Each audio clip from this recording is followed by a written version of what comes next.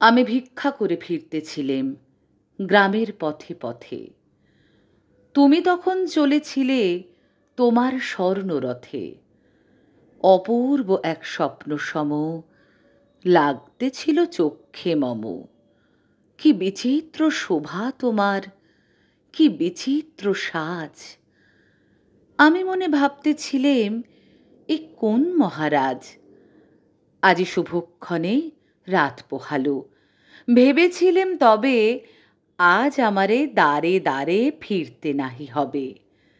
বাহির হতে নাহি হতে কাহার দেখা পেলেম পথে। চলিতে রথ ধন ধান্য ছড়াবে দুই ধারে। মুঠা মুঠা কুড়িয়ে নেব, নেব ভারে ভারে। দেখি সহসা রথ থেমে গেল আমার কাছে এসে। আমার মুখ পানে চেয়ে নামলে তুমি হেসে। দেখে মুখের প্রসন্নতা জুড়িয়ে গেল সকল ব্যথা। হেনকালে কিসের লাগি তুমি অকস্মাৎ আমায় কিছু দাও গো বলে বাড়িয়ে দিলে হাত? মরি, এ কি কথা রাজাধিরাজ! আমায় দাও গো কিছু! শুনে ক্ষণকালের তরে রইনু মাথা নিচু।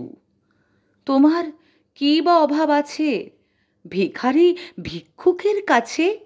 হে কেবল কৌতুকের বশে আমায় প্রবঞ্চনা।